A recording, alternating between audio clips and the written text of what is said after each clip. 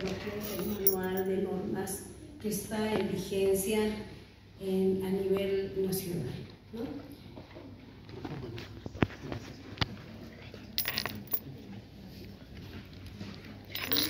Vamos a dar estos datos donde les vamos a dar a conocer qué es la tasa de incidencia notificada. ¿Quién sabe qué es una tasa de incidencia? Ustedes van a ir a un servicio rural obligatorio porque van a ir a hacer salud pública, ¿no? Porque no van a estar, en algún caso sí, alguno de ustedes estará en un hospital de segundo nivel, pero la mayoría va a ser salud pública. Claro que intramural y extramuro. Entonces, lo que tenemos que saber, la tasa de incidencia, ¿qué significa en este caso? Ustedes van a ir a los municipios, van a ir a centros de salud, tienen que saber qué es lo que pasa con una tasa de incidencia. ¿Qué significa? La tasa de incidencia notificada de tuberculosis, todas sus formas, ¿qué significa? Pulmonar y extrapulmonar. Aquí, el año pasado, en 2022, el año pasado hemos estado con un 85.2 por 100.000 habitantes. El 2023, 84 por 100.000 habitantes. Luego, lo que hemos hecho nosotros, hemos notificado 60 por 100.000 habitantes el 2023. ¿Qué significa? Que 60 personas en 100.000 habitantes tienen el riesgo de enfermar. Eso significa. ¿Ya? Ustedes van a ver que hay municipios que su tasa de incidencia es súper alta. Algunos tienen 340 por 100.000 habitantes. Pero hay, por ejemplo, Mapiri. Mapiri tiene una población de 500 o de 1.000 personas. Y si es de 300, ¿qué significa? Que su tasa de incidencia es alta, que ahí casi toda la población está enferma, ¿no? Entonces, eso significa la tasa de incidencia. Aquí les mostramos estratificación de la tasa de incidencia notificada en TV, todas sus formas, nuevos y recaídas por municipio. Ahora, ustedes van a ir en todo el departamento de La Paz. Aquí vemos menores a 50 casos, todos los que están en verde. Menor de 50 a 80 casos, todo lo que está en amarillo. Y los mayores a 80 casos están en rojo. ¿Y quiénes son? Por ejemplo, está dentro de esto el municipio del Alto, que tiene 545, La Paz 509, Caranavi 151, La Asunta, Viacha, Palos Blancos, Tipuani, Mapiri, y así sucesivamente, ¿no? ¿Quiénes se enferman más? ¿Quién dice quién se enferman más? ¿Por qué enfermarán más? Los varones. Aquí estamos viendo, los varones son los que enferman más que las mujeres. Entonces, ¿qué vamos a ir a hacer? Cuando vayamos al área rural, a hacer nuestro servicio rural obligatorio, vamos a ir viendo eso. Ah, no, creo que aquí tuberculosis tiene más los varones que las mujeres, entonces hay que ir buscando a ese paciente, ¿ya? Aquí tenemos 63% de los varones y 37%. La razón de hombre a mujer es de 1 a 7. Hay una mujer por cada casi 2 hombres. Aquí estamos haciendo 1.7. Si digamos podríamos redondear tal vez, pero como no se puede redondear porque no hay 1,5 de varón, ¿no? A 2, digamos. Estamos hablando de una mujer por cada 2 varones. ¿Ya?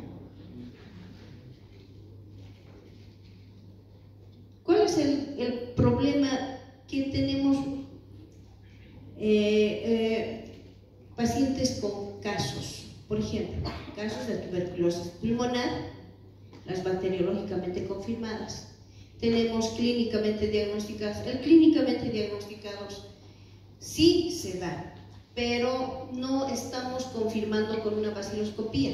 Entonces, ¿qué quiere decir? Que probablemente una probabilidad del 50-60%, más por la situación de signos y síntomas. El médico va a decir, he visto la placa radiográfica y parece que tiene esta imagen que parece ser tuberculosis, ¿no? Entonces hacemos el tratamiento, ese es el que es clínicamente diagnosticado.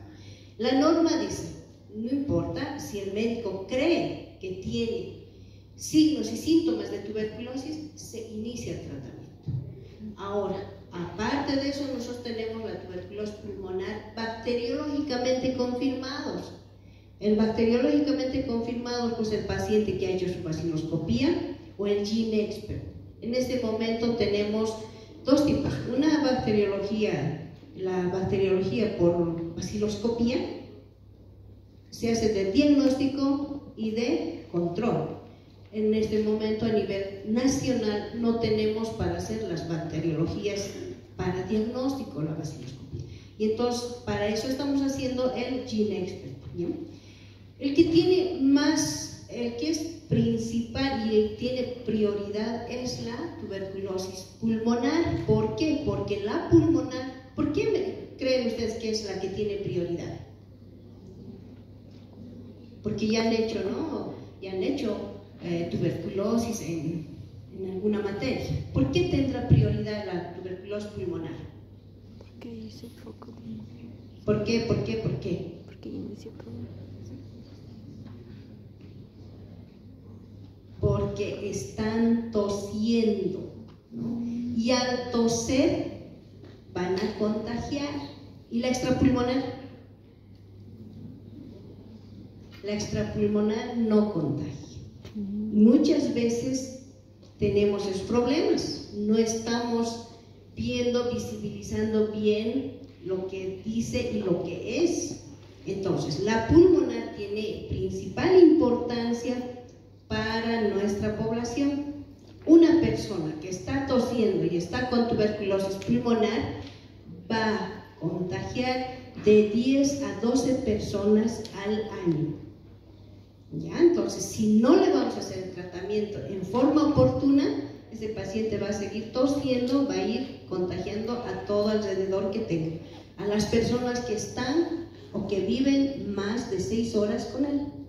Eso también les estoy dando ese dato para que ustedes no tengan miedo, porque muchos de los que desconocen lo que pasa con la tuberculosis le tienen miedo y no quieren atender.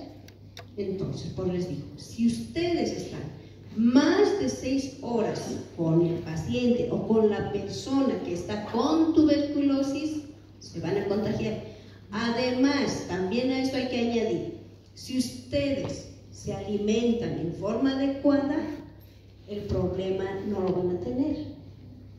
Nosotros ya tenemos muchos años manejando a los pacientes con tuberculosis, multidrogresistentes. A los multidrogresistentes tenemos que llevarles de la mano a hacer consultas en los consultorios con los médicos especialistas. El peso porcentual de la carga. Ahora, veamos aquí la edad. Tenemos de 0 a 4 años, pero en pequeña proporción. A pesar de esta pequeña proporción, el Departamento de La Paz tiene que levantar o tiene que preguntarse qué está pasando, porque no deberíamos tener niños que estén enfermando. ¿Por qué? Porque de 0 a 5 años se supone que están vacunados, ¿no ve? Entonces la BCG tendría que estar cubriéndoles, a pesar de que también tenemos un 90% de efectividad. Por lo tanto, entonces, no podemos permitirnos que este niño le contagie la mamá, el papá, el abuelo. Entonces tenemos que ir viendo estas cosas. Cuando ya hay problemas pediátricos con tuberculosis, ya tenemos que hacer vigilancia centinela. ¿Ya? Entonces, ¿qué quiere decir? Que tenemos que priorizar esa parte de esa edad. Ahora, como verán ustedes, la edad de entre 25 y 34 años tenemos 21.2%. La edad de 65 y más años están con alta carga de pacientes. ¿Qué quiere decir? Que nuestros abuelos, nuestros papás, que ya están con más de 60 años, están en riesgo de enfermar.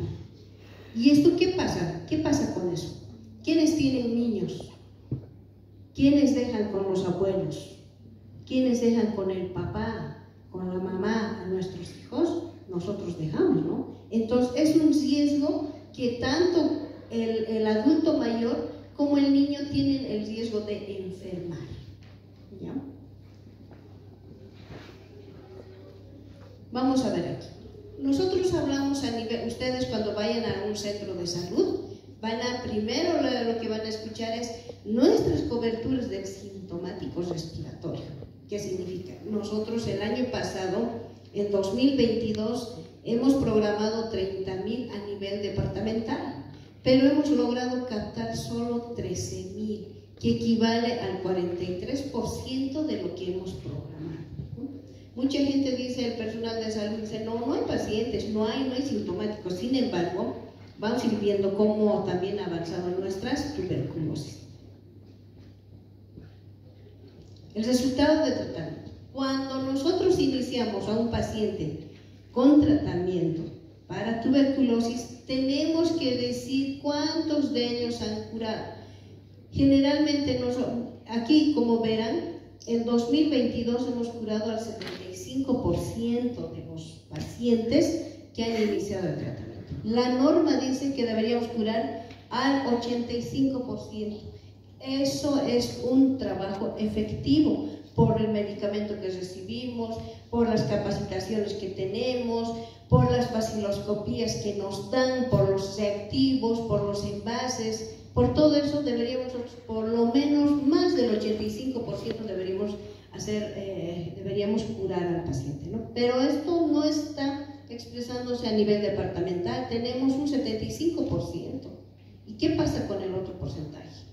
En este caso, de un 25% ya estaríamos hablando que no sabemos cómo está, con un tratamiento solamente terminado. Ahora, el otro problema que tenemos es nuestros fallecidos.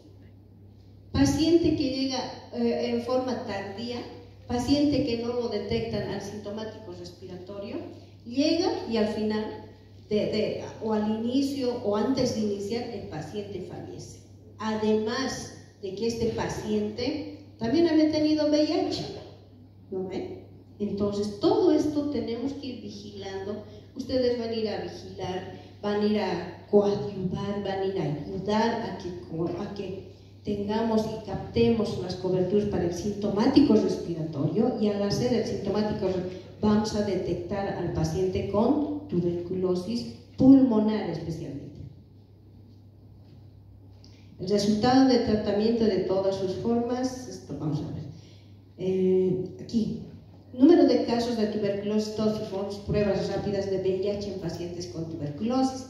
Como verán, en 2022 hemos hecho la cobertura de 1.493, pero hemos llegado a las pruebas rápidas de 1.395, solamente un 93%. Nos falta un 7%. Todos los pacientes que hacen tuberculosis extrapulmonar o pulmonar deberían hacerse la prueba rápida, porque ahí también estamos detectando al paciente recién con su VIH.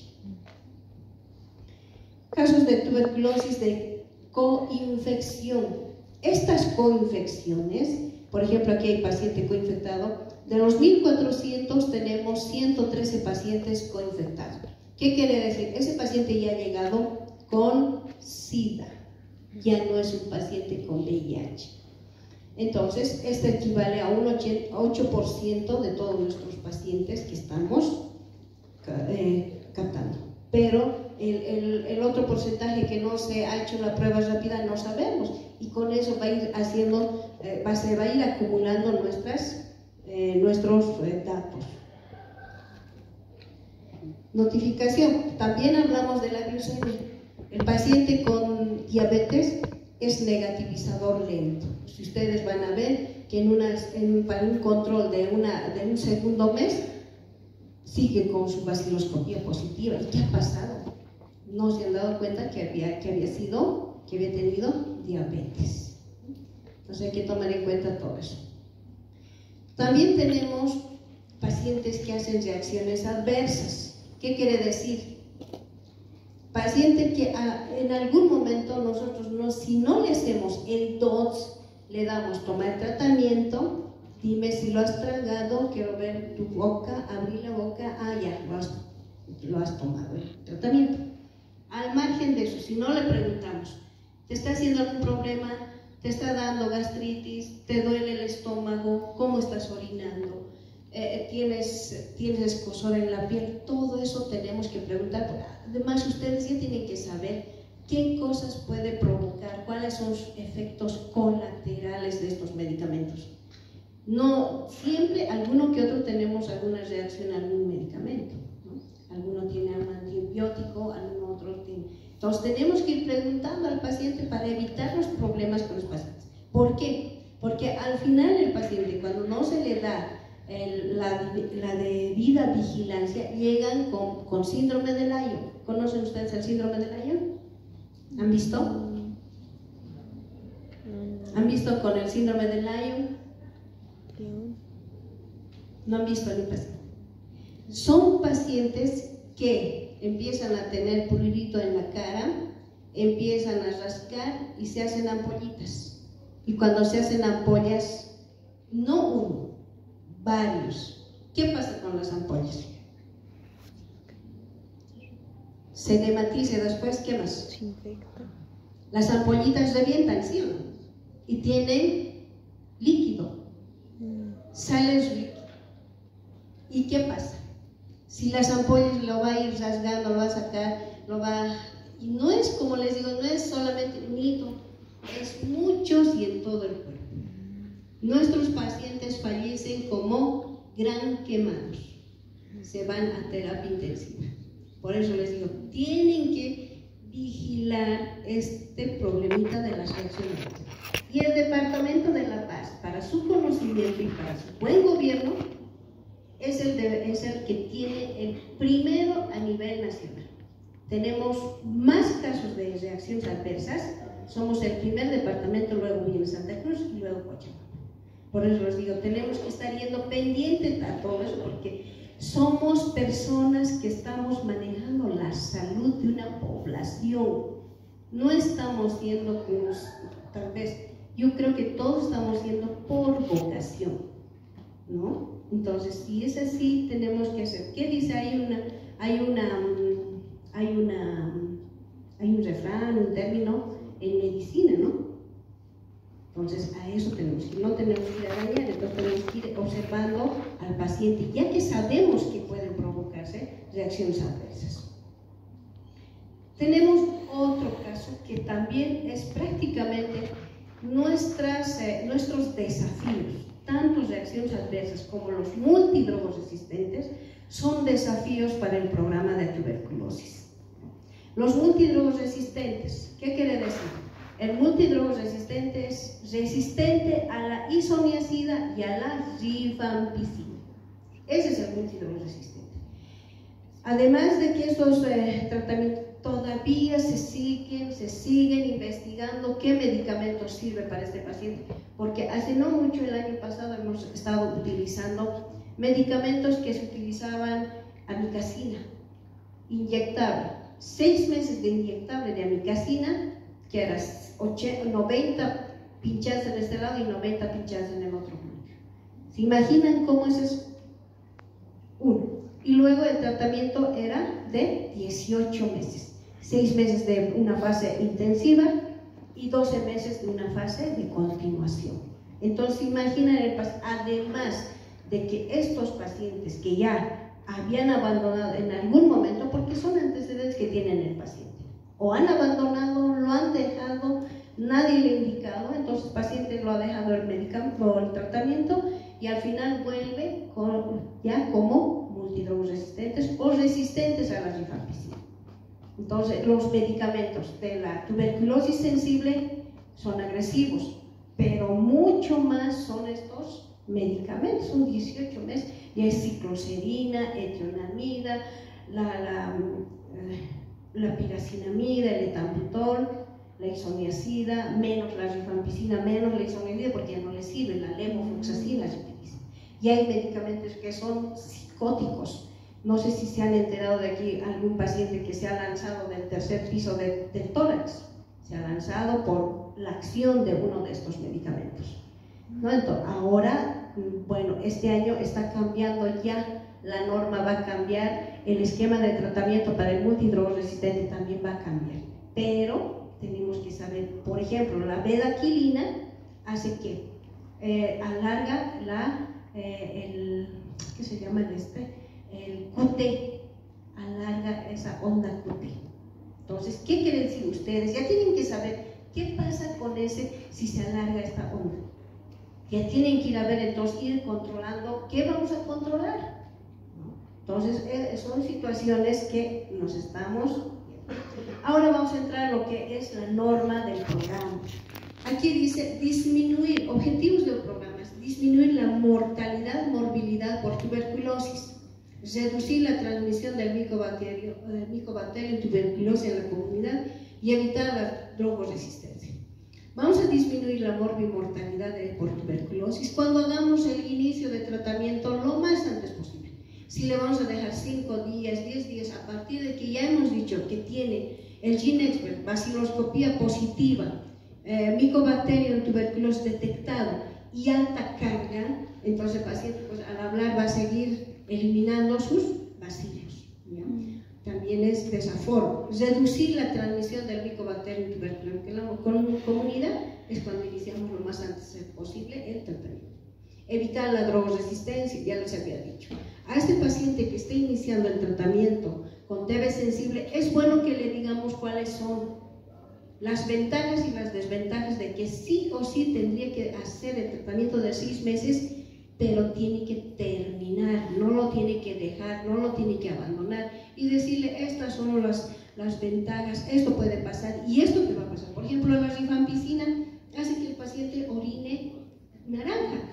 Le tienen que decir, mira, esto va a ser, porque el paciente se va a asustar y no, ya no voy porque me hace daño. O si no, algún paciente dice, ya dame para mi casa y nosotros le damos. Y el paciente empieza a seleccionar, no, este chiquitito está bien, este grande no me gusta, este rojo me hace mal, entonces ya no sirve su tratamiento. Por eso que necesitamos que ustedes manejen el término de TOX, tratamiento directamente observado. Ahora, a nivel del primer nivel de atención se trabaja, creo que en el segundo y en el tercer nivel se trabaja igual en equipo. No se trabaja, no, yo soy médico, no, vos eres enfermera, anda a hacer tratamiento, no es así. El paciente con tuberculosis es sui generis. Si saben ustedes, un paciente que tiene diarrea, un paciente con ira, le dan su tratamiento y ese paciente, si está bien, ya no vuelve. Sin embargo, este paciente con tuberculosis, 6 meses lo tienen que ver. Si el médico se va, el médico va de vacaciones, la enfermera. Si la enfermera se va de vacaciones, el médico asume y dice, te tengo que dar tratamiento. No puede decir, ven de tu casa a la enferma y dale tratamiento. Por eso les digo, se trabaja en equipo. No es trabajar yo soy yo y tú eres tú, no es así. En este caso, con tuberculosis, trabajamos hasta con el manual de la limpieza, con el que está entregando las fichas. El que está entregando la ficha nos tiene que decir, sí, lo he visto, lo he escuchado toser, ¿por qué no le hacen su vaciloscopía de pronto? La que está en la limpieza nos puede decir, este paciente está tosiendo. Son estrategias que nosotros debemos hacer para que el paciente, para que no se nos vaya un sintomático respiratorio a su casa y vaya a contagiar, ¿no?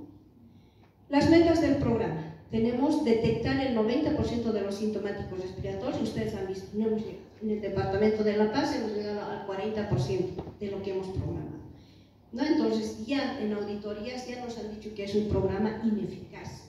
Pero el programa a nivel del CEDES no lo hacemos nosotros, lo hacen todos los que están a nivel de los establecimientos de salud. Entonces, ¿qué quiere decir? Que el departamento de La Paz, junto con sus establecimientos de salud, su personal de salud que está en esos establecimientos de salud, somos ineficaces, porque estamos llegando a un 40% de la cobertura al sintomático respiratorio. Detectar el 88% de los casos TB pulmonar. Curar y terminar el tratamiento al menos al 85%. Si ni siquiera terminan el 85%, 75%.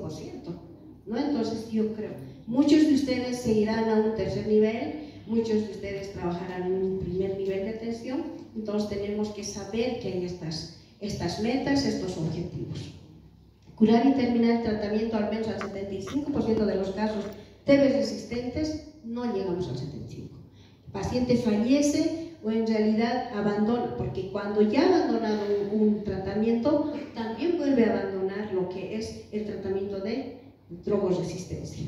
Las definiciones, ustedes ya las conocen. En el caso de nosotros, digamos, el caso del tuberculosis bacteriológico confirmado, pues son nuestras normas que dice, es aquel que tiene una muestra biológica positiva por vaciloscopía o cultivo prueba molecular como el GeneXpert, GIF y otros.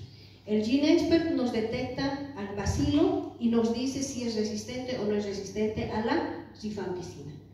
El caso de tuberculosis clínicamente diagnosticado es aquel que ha sido diagnosticado con tuberculosis por un médico quien ha decidido dar al paciente un ciclo completo de tratamiento, como les decía.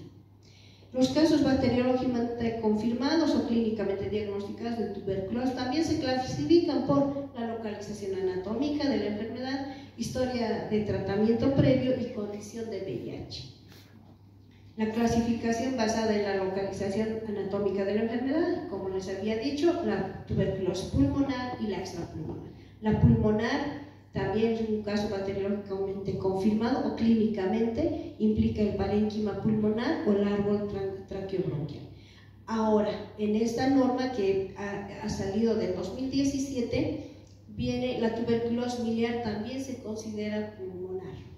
La tuberculosis extrapulmonar se refiere a cualquier caso bacteriológicamente confirmado, clínicamente diagnosticado de tuberculosis que involucra a los otros órganos. Todos los órganos están en riesgo de tener el bacilo de Koch. Todos, menos el pelo y la uña. Todo, hasta en los ojos. La clasificación basada en la historia de tratamiento previo. Tenemos pacientes nuevos que nunca han recibido el tratamiento, a eso se les llama paciente nuevo. Los pacientes que han previamente tratados, los que ya han recibido el tratamiento, que vuelven a enfermar. Los pacientes con recaída han terminado con una vaciloscopía de control y un cultivo y dice, este paciente curado vuelve a recaer, paciente con recaída. Pacientes con fracaso, pacientes que fracasan el tratamiento cuando no le hemos hecho bien la vigilancia. Por decir, el GeneXpert, solamente le hemos diagnosticado por vaciloscopía, la vaciloscopía no nos ha dicho, ya, vaciloscopía de 3 cruces. Bueno, hemos iniciado. Sin embargo, había sido resistente a la ethambutol o resistente a la piracinamida y fracasa el tratamiento. Pacientes con pérdida en el seguimiento, pacientes que después de hacer un tratamiento de 30 días o 30 dosis y más, deja el paciente el tratamiento, se le llama pérdida en el seguimiento. Y otros que son previamente tratados.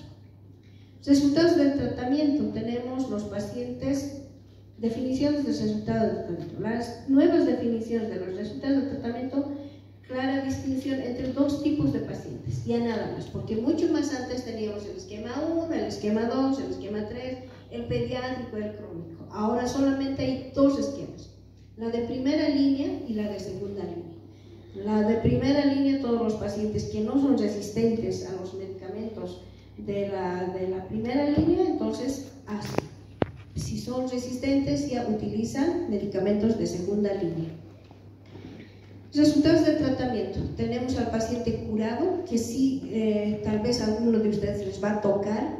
Un paciente que está terminando el tratamiento, ya había empezado hace 6 meses y ustedes han llegado y ya está terminando el tratamiento. Paciente curado con una bacteriología confirmada, negativo, y un cultivo negativo, es el paciente curado. El que es tratamiento completo, un paciente que prácticamente no se le ha hecho buen seguimiento en sus vaciloscopías, no tiene cultivo, entonces solamente ha terminado, ha completado el tratamiento, no se le considera curado. Fracaso al tratamiento cuando el paciente al cuarto o quinto mes sigue saliendo vaciloscopías positivas, es ya se considera fracaso. Fallecido, paciente que muere por cualquier razón antes de comenzar o durante el curso del tratamiento. Pérdida en el seguimiento, paciente que no inicia tratamiento o interrumpe el tratamiento durante un mes consecutivo o más tiempo. El no evaluado.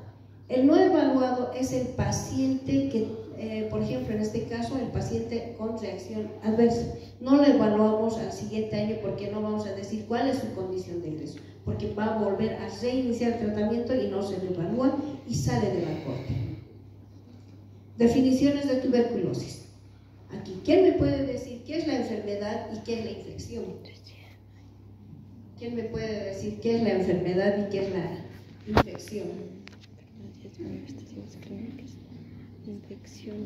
¿Alguien? Ya están en quinto año. Ya están yendo a un SSRO. ¿Cómo es? ¿Qué es infección y qué es enfermedad? A ver, por favor.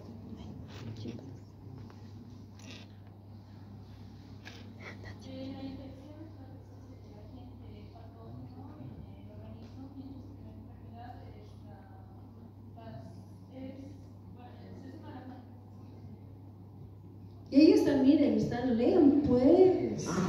Ay, sí, sí. Ahí dice la infección y la enfermedad. ¿Qué creen ustedes? ¿Ustedes estarán infectados o no? ¿Por qué? ¿Por qué sí? ¿Estarán infectados o no? Sí, pero ¿por qué? Sí. No, aquí al lado de la compañera con naranja. Sí, sí. Exacto. Vivimos en una población, Bolivia tiene altas tasas de incidencia. Entonces, la mayoría debemos estar infectados. Pero no enfermamos, ¿no? ¿Por qué? Porque nos alimentamos adecuadamente. Obviamente no estaremos con leche, queso, huevo todos los días, carne, pero sí nos alimentamos en forma adecuada. Tomamos nuestro desayuno, tomamos nuestro almuerzo, tomamos nuestra media mañana, entonces sí, el organismo todavía se defiende. Por eso que la infección, por eso que el bacilo de Koch está con nosotros y no enfermamos. Pero, sin embargo, hay personas que dicen, no, voy a hacer dieta porque estoy gorda, yo no voy a comer o no puedo, no hay tiempo a mediodía, no, en la mañana salgo, me duermo y salgo a clases y no tomo desayuno. Entonces, en ese sentido, ya automáticamente va a ir bajando las defensas del organismo y se va a presentar la enfermedad. Y de pronto hay una persona más que a su lado estaba tosiendo con tuberculosis, mucho más fácil, ¿no? Esa es la definición de tuberculosis, tanto la infección como la enfermedad. Ahí está, vean cómo es la forma de transmisión. Ahí la transmisión del paso del bacilo de una persona a otra sana, siendo la vía aérea el mecanismo. ¿Qué factores favorecen? La concentración de bacilos, la poca ventilación y el grado de cercanía. Por eso yo siempre a veces les hago asemejar a un karaoke. Un karaoke está oscuro, hay mucha gente y están muy apretados en algún caso, ¿no? Esa es la forma como se va, como es en las gotitas de Fluger. El cuadro clínico. También esto tómenlo muy en cuenta, porque estos son en la experiencia son lo que presentan, ¿ya? Los síntomas generales y los síntomas específicos. Cuando ustedes al paciente le pregunten y le digan qué está pasando, les va a decir, no tengo ganas de comer, tengo pérdida de fuerza, hay fiebre en la noche, malestar general. Síntomas específicos, ahí va a venir, estoy tosiendo y en algún momento está con sangre. Hemoptisis, disnea, ¿no? Y en la extrapulmonar, de acuerdo al órgano afectado. El malestar. ¿Ya? La tos es el principal síntoma de la enfermedad. Clasificar al paciente como sintomático respiratorio, plantear el diagnóstico de la tos. Nosotros, en el primer nivel de atención, están obligados, el personal de salud está obligado a hacer coberturas del sintomático respiratorio. La persona que tose por más de 15 días, tos con expectoración, porque muchas veces estoy tosiendo ya listo, toma, dame tu esputo, no es así, ¿no? Tiene que sacar el moquito que tiene, el moco verde, el moco amarillo, eso es lo que tiene que sacar para el envase de vaciloscopía y llevar eso para la vaciloscopía o el GeneXpert. Tiene que ser por lo menos unos 3 ml, no menos, porque cuando es menos y es más difícil también de hacer todo lo que tienen que hacer en laboratorio. El flujograma del sintomático respiratorio tenemos. Una primera vez el paciente viene y dice, estoy tosiendo, ya le tomamos la muestra y en esa primera no ha habido, no se ha detectado, pero sigo tosiendo, hay que llamarle que venga en unos 15 días y volverle a hacer otra seriada. La seriada significa 2 vaciloscopías. Tenemos la detección pasiva y la detección activa. Nosotros vamos a hacer en los establecimientos de salud, paciente que viene, estoy tosiendo, allá, esa es la búsqueda pasiva. No puede haber búsqueda activa en esos lugares. Sí hay la búsqueda activa en los lugares donde hay claustro, donde están encerrados, por decir, en ustedes, por ejemplo. Ustedes todos los días pasan clases y una persona está tosiendo. Los que están alrededor de la persona y está con tuberculosis son los que hay que hacer la búsqueda activa. A todos los que están hay que tomarle la muestra. Esa es la búsqueda activa. El diagnóstico de la tuberculosis, el motivo de consulta, antecedentes personales, antecedentes previos, antecedentes ginecobstétricos. Los métodos para el diagnóstico son los bacteriológicos, la vaciloscopía y el cultivo. La vaciloscopía es la toma del esputo o flema, es el método de diagnóstico más fácil y accesible, porque a nivel de los establecimientos de salud en el municipio tienen siempre una persona que lee las vaciloscopías y las que hacen los procedimientos. El cultivo es un método con mayor sensibilidad para el diagnóstico y seguimiento del tratamiento. El reporte de resultados, para que vean cuando ustedes miren, dice número de bares, tiene de 4 a 5 bares, igual es tuberculosis. Cuando se dice negativo, ahí sí no se observa bar, entonces ese paciente no tiene todavía, no se ha presentado los bacilos. Una nueva bar, bacilos contables, si se considera positivo. Positiva de una cruz, aquí como ven, ya es dependiendo de la cantidad. Positiva 2 cruces, depende de la cantidad. En 50 campos, positiva de 3 cruces, 10 bar en 20 campos. Así va sumándose la cantidad. Indicaciones para la obtención de la muestra. No sé si está en el libro del SCRO, que están obligados a hacer la captación del sintomático respiratorio. No me acuerdo si lo hemos puesto, pero estábamos en eso de que íbamos a seguir dando como un requisito más de cada estudiante haga tenga que tomar vaciloscopías a los pacientes. Aquí una primera muestra y una segunda muestra. El reporte del resultado del cultivo, lo mismo, tenemos una de una cruz, de 2 cruces, de 3 cruces.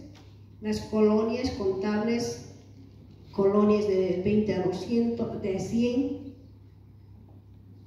Indicaciones de cultivo, el sintomático respiratorio que tiene una vaciloscopía seriada negativa. El GeneXpert. El GeneXpert es una prueba de una reacción de PCR en tiempo real, que esto nos lleva, prácticamente lo llevamos y solamente tenemos 3 GeneXperts a nivel del Departamento de La Paz, y esto se lo lleva de cualquier lado del municipio, se lo trae aquí a La Paz. El tratamiento de la tuberculosis, bases bacteriológicas, farmacológicas y operaciones. Tiene que ser asociado No pueden darle una rifampicina, no pueden darle la piracinamida en la mañana, en la tarde, en la noche. Aquí es asociado, prolongado y en una sola toma. Tiene que ser supervisado. Es controlado con las vaciloscopías de control. Su dosis kilo-peso tiene que ser de acuerdo a cómo vaya avanzando. Controles periódicos de laboratorio. Aquí tenemos desde del 0 a 2 meses y del segundo al sexto mes. La dosificación, tenemos tanto en la dosificación, tenemos dosis máximas, por si acaso, ¿ya? En la isoniazida es 300 miligramos máximo, no se puede dar más, por más de que tenga 70 kilos. La rifampicina es 600 miligramos, no se puede dar más. El etambutol 1200, la piracinamida 2000, ¿ya? Entonces hay que tomar muy en cuenta eso, porque no les pueden dar más de estas dosis máximas. La fase tiene, el tratamiento está dividido en 2 fases, una fase intensiva y una fase de continuación. La fase intensiva es de 52 dosis y la fase de continuación 104 dosis. La clasificación de la resistencia basada en la resistencia a medicamentos, tenemos el monoresistente, poliresistente, multidrogresistente y el extensamente resistente. Todavía no estamos así, francamente, con pacientes extensamente resistentes. Hasta el multidrogo tenemos todavía. La tuberculosis resistente, como verán, aquí es de 180 dosis en una fase intensiva y de 360 dosis en una fase de continuación. Es más larga. Las reacciones adversas a fármacos antituberculosos, factores de riesgo para presentar RAFA, es la atopía, antecedentes personales, la edad, las gestantes, la desnutrición, es prácticamente. ¿Y un paciente con tuberculosis será gordito, bien nutrido? No, hay desnutrición en un paciente con tuberculosis. Entonces hay que estar pendientes, si el paciente tiene bajo peso, hay que estar pendientes con su tratamiento. Las comorbilidades y también el VIH. La tuberculosis VIH, tenemos ahora está incrementándose en nuestros pacientes con coinfectados. Luego, la coinfección, las comorbilidades, como les decía, la diabetes, la insuficiencia renal crónica, las neoplasias, los niveles de glucemia en sangre en ayunas tenemos que tomar en cuenta, de 70 a 90 todavía lo consideramos normal, de 100 a 125 elevada, de superior a 126 diabetes. Entonces tenemos esto en la norma, son datos que nos van guiando dentro de la norma. También tenemos problemas de enfermedades renales. Cuando tengan problemas renales el paciente, se maneja el etambutol en forma interdiaria. Tenemos que hacer el manejo de contactos, ¿ya? Si la mamá o el papá está enfermo y hay niños menores de 5 años, hay que hacerle una anamnesis y decir si está enfermo o no está enfermo. Si no está enfermo, hay que hacer el tratamiento con isoniazida. ¿Qué es eso? Prevención de la tuberculosis. Yo creo que eso lo vamos a ir viendo dentro de lo que tiene la norma dentro del libro del SCO, ¿no? Estos son nuestro árbol de distribución de casos, que es importante más que todo para el análisis. La evaluación operativa. Esta es nuestra resolución, la 0806 del 25 de octubre del 2017, que queda vigente aún. Creo que es eso.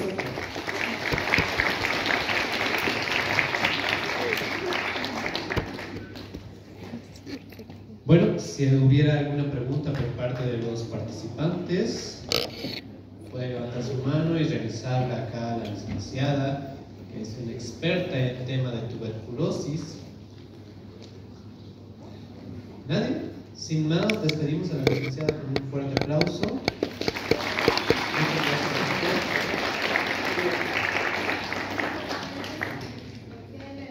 Cualquier pregunta, cualquier duda, estamos en el CEDES La Paz. Ustedes tienen las puertas abiertas para ver cómo estamos manejando las normas también, ¿ya? Gracias.